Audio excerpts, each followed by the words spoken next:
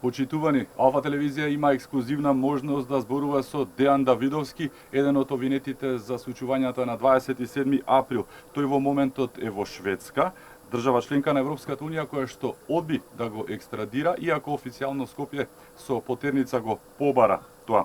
Шведскиот врховен суд не го испорачува, толкувајќи дека делото за кое што тој се терети не е тероризам, туку според нивното законодавство се работи за бунт на граѓаните. Здраво, Дејан, ти благодарам за можноста ексклузивно да зборуваме со тебе. Благодарам што ми сконтактиравте, поздрав до гледачите, поздрав до цела Македонија. Дејан, како ја толкуваш одлуката на шведскиот врховен суд кој одби да те екстрадира во Македонија и покрај потерницата распишана од властите во Скопје? Дали со ова Шведска го става под знак прашање актуелниот македонски правосуден систем и правната држава? Знаете, значи не зборуваме за некоја земја од третиот свет, туку за Шведска, земја членка на Европската унија, држава со вековна традиција, значи кога ваква земја која е синоним за демократија и правна држава ќе констатира политички прогон и ќе одбие екстрадиција, констатирајќи го гласно, пораката е јасна. Сегашната Македонија има проблем со владеењето на правото, тоа во превод значи дека Шведска кажа не сме правна држава. На страна што се работи само за мене, значи имаме уште други 3 случаи, но исто така во 2 држави, членки на Европската унија, Унгарија и Грција, одбија екстрадиција на македонските државјани поради политички мотиви во случаите, така што одбивањето на Врховниот суд за мојата екстрадиција е силен шамар за заевата хунта, појасна порака за тоа што се случува во Македонија и за обвинетите и осудените за 27 април. Здравје! Дејан, од временска дистанца од повеќе од 2 години од собраниските настани од 27 април, што мислиш, што на вистина се случи? Дали на крајот на краиштата, откако се искристализираа работите, се беше само смислена провокација за доаѓање на власт и насилна промена на името, политичка игра во која што вие испаднавте колатерална штета? Како вистински патриоти, мојата и намерата на браќата околу мене беше целосна и искрена. Влеговме поднесени од скандалозното рушење на државата која се одвиваше пред нас и очи, иранската платформа, пеењето на албанска химна, формирањето влада надвор од желба на народот искажана на изборите. Значи не влеговме да убиеме или повредиме некого. Ситни инцидентни, значи беа индивидуален чин. Но дури тој предизвикан од действијата на уште тоа заевата хунта. Очигледно не злоупотребија како топовско месо. Провокацијата беше смислена, секој нормален човек и патриот би реагирал како нас, доколку се најдеше таму нормално.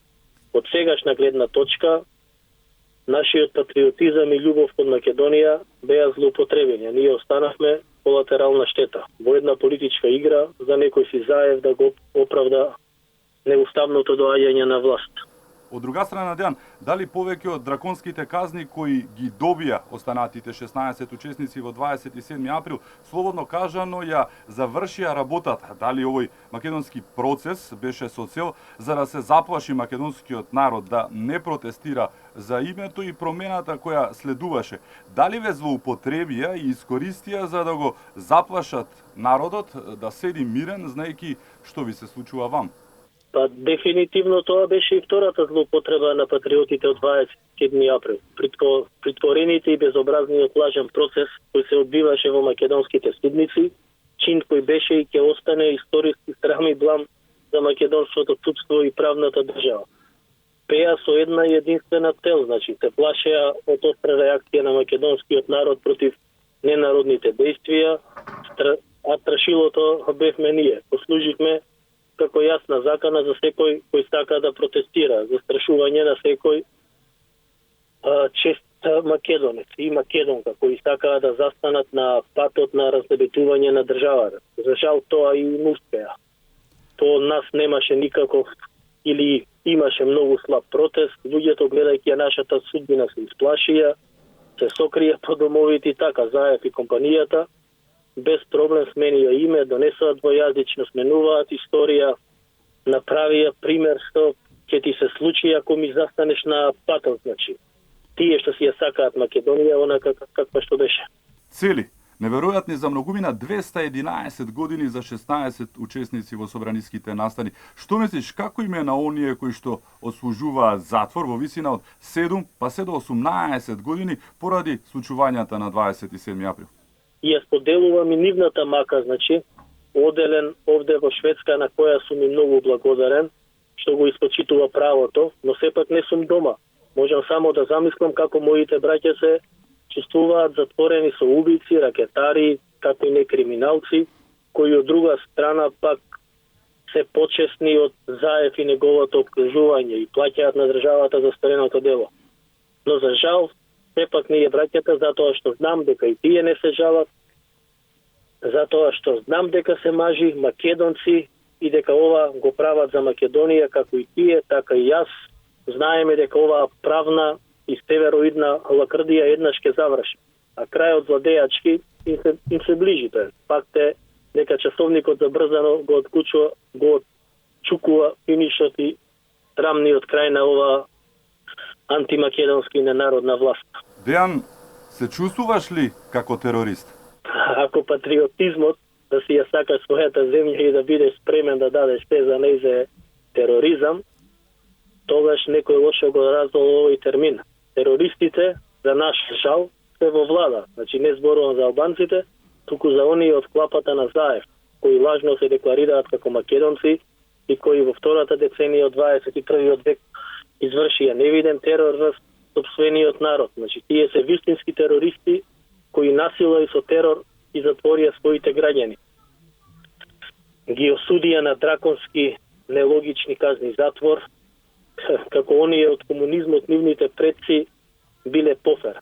Овие заеви терористи насила и без одобрување сменија име на држава со терор, со уцени, устав. Тие се терористи, не ние. Ти не достига ли семејството? Како е да бидеш толку време одделен од неблиските? Не можам да ви го опишам тоа со зборови. Се молам дај Боже никому во иднина да не му се случува ова што ми се случи на мене и на браќата што гнијат по затвори. Ваква голгота на правдина е страшна работа. Ама оваа влада, освен што е антинационална, опортунистичка и макијавелистичка, е крајно бездушна. Нека се замислат тие, Господ гледа, а јас како верник силно верувам во правдата.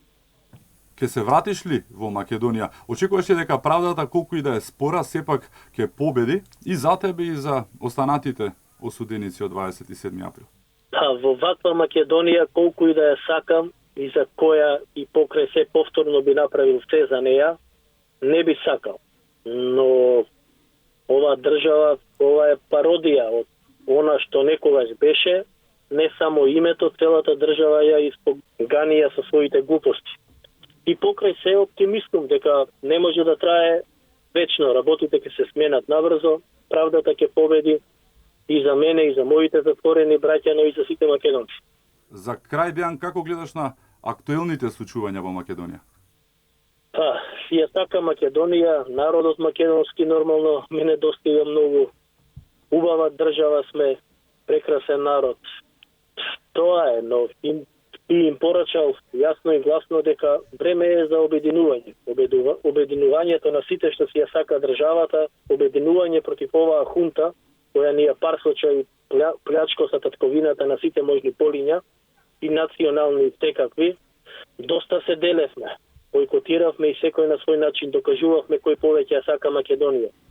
Да се обединиме под еден бајрак, кој да е, да тргнеме еднаш за секогаш оваа власт, ненародна и геноцидна влада, создадена со фабричка грешка од самиот зародиш на 27 април, и тоа е, да живее Македонија.